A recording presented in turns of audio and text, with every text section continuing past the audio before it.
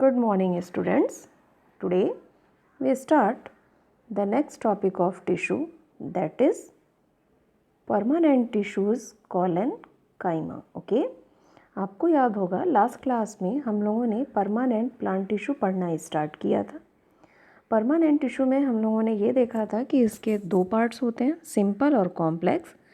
Simple में हम लोगों ने 3 पार्ट्स देखा था, जिसमें था पहला था पैरेन्काइमा, सेकंड था कॉलेनकाइमा और तीसरा है स्क्लेरेनकाइमा।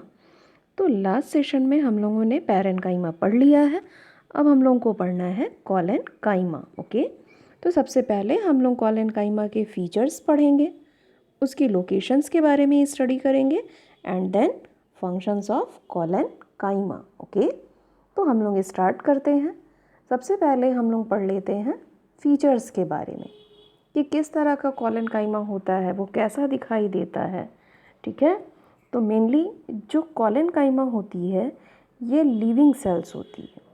जो पैरेन्काइमा पढ़ी थी आपने, पैरेन्काइमा डेड सेल थी और जो कॉलेनकाइमा है ये मेनली यहाँ पे लिविंग सेल होती है। ओके, अब जैसे आप लोगों ने फर्स्ट वाली क्लास में पढ़ा था कि प्लांट्स में कुछ चीज़ें जो होती हैं वो लिविंग होती हैं, कुछ जो होती हैं वो डेड होती हैं। तो पैरेन्काइमा लिविंग, कॉलेनकाइमा लिविंग। अब जब स्क्लेरेनकाइमा पढ़ेंगे तो वो डेड होगी। ओके, तो फर्स्ट चीज़ आ गई कि it is living cells which provide flexibility to soft aerial parts. मतलब क्या हो गया, ये लिविंग परमानेंट टिश्यू है, या मेनली ये जो कॉलेनकाइमा होती है सिंपल परमानेंट टिश्यूज़ की लिविंग सेल्स है, जो कि सॉफ्ट पार्ट्स होते हैं प्लांट्स के, सॉफ्ट एरियल पार्ट्स। इसका मतलब हो गया जो लीव्स का सेक्शन है, यंग स्टेम का सेक्शन है, उनको कहते हैं सॉफ्ट एरियल पार्ट्स। ये उन पोर्शन को फ्लेक्सिबिलिटी प्रोवाइड करता है। ओके, अब आप देखिए होगे जैसे ग्रीन स्टेम होती है, उसको आप बेंड करो तो वो बेंड हो जाती है लेकिन ब्रेक नहीं होती है।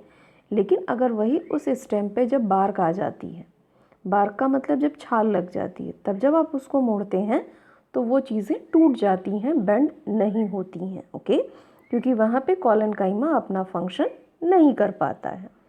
नेक्स्ट चीज़ें होती हैं कि मेनली जो इनकी आउटर वॉल होती है वहाँ पे अनइवन थिकनिंग होती है।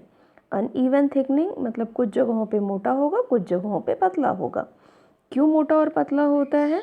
क्योंकि जो उसकी आउटर वॉल होती है वहाँ पे एक केमिकल डिपॉजिट होता है, जिस केमिकल को कहा जाता है पेक्टोसेलुलोज। ओके, ये एक केमिकल होता है, जैसे आप तीनों जो पढ़ेंगे सिंपल वाले परमानेंट टिश्यू, उन सब के आउटर में केमिकल डिपॉजिट होता है। जो पैरेन्काइमा था वहाँ पे सेलुलोज डिपॉजिट हो रहा था, जो कॉलेनकाइमा है यहाँ पे पेक्टोसेलुलोज या पैक्टिन डिपॉजिट होता है, जिसकी वजह से आउटर वॉल में थिकनिंग होती है। यहाँ पे इंटरसेलुलर स्पेस लिटिल होगा या नहीं होगा। कुछ ऐसे भी होते हैं सेल्स अरेंजमेंट कॉलेनकाइमा के जहाँ पे इंटरसेलुलर स्पेस नहीं होता। क्यों नहीं होता है? क्योंकि कुछ जगहों पे इनका स्ट्रक्चर हेक्सागोनल होता है और हेक्सागोनल होने की वजह से इनके बीच में गैपिंग नहीं होती है। ओके, अब बेसिकली जो इसका स्ट्रक्चर जब हम टीएस में कट करके देखते हैं, कल ही आपको बताया था कि टीएस का मतलब होता है ऐसे कट करना। ठीक, जब हम टीएस में कट करते हैं तो इसकी जो सेल्स होती है वो ओवल या सर्कुलर इन शेप दिखाई देती है। तो बेसिकली हम लोगों ने क्या मेन फीचर्स देखा कि ये लिविंग सेल से बनी हुई है। इसका मेन काम होता है जो सॉफ्ट एरियल पार्ट्स होते हैं उनको फ्लेक्सिबिलिटी प्रोवाइड करना। इनकी आउटर वॉल जो होती है वहाँ पे अनइवन थिकनिंग मिलती है। किसकी वजह से? क्योंकि वहाँ पे पेक्टोसेलुलोज डिपॉजिट होता है। फिर इनके बीच में इंटरसेलुलर स्पेसेस लिटिल होता है या नहीं होता है, और पैरेन्काइमा में मैक्सिमम इंटरसेलुलर स्पेसेस था, इसलिए वो गैसियस एक्सचेंज करवा रहे थे। इनकी जो सेल्स होती है जब टीएस कट करके देखा जाए तो वो या तो ओवल दिखाई देते हैं या सर्कुलर दिखाई देते हैं।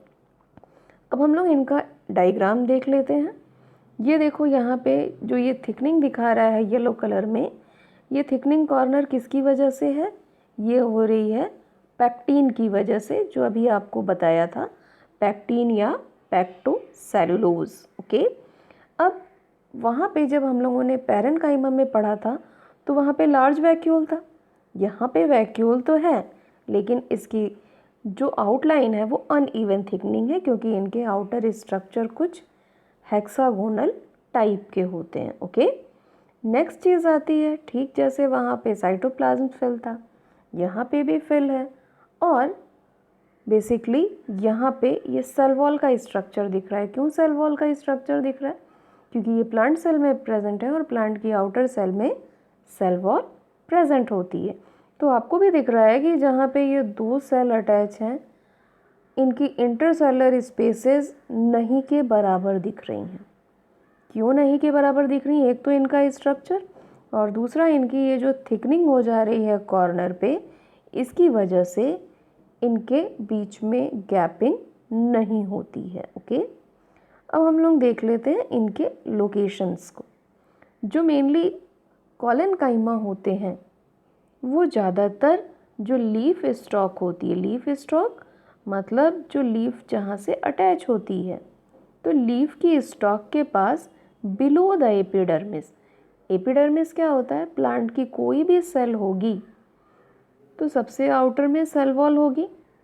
अब जब उनका टीएस कट करके देखेंगे तो सबसे ऊपर एक लेयर होती है जिसको कहते हैं एपिडर्मिस। एपी का मतलब होता है एबव, डर्मिस का मतलब होता है लेयर, मतलब ये सबसे ऊपर की लेयर में प्रेजेंट होगा और इसका मेन काम क्या होगा? इनके लिए प्रोटेक्शन करना। ओके, दूसरा कहाँ पे प्रेजेंट होगा? लीफ की मिडरिप्स पे। मिडरिप क्या होती है? जैसे ये लीफ का डायग्राम है अगर, तो ये जो इनकी सेंटर वाली वेन जाती है इसको कहते हैं मिडरिब। ओके, वहाँ पे प्रेजेंट होगी। हर्बेसियस, हर्बेसियस का मतलब क्या होता है?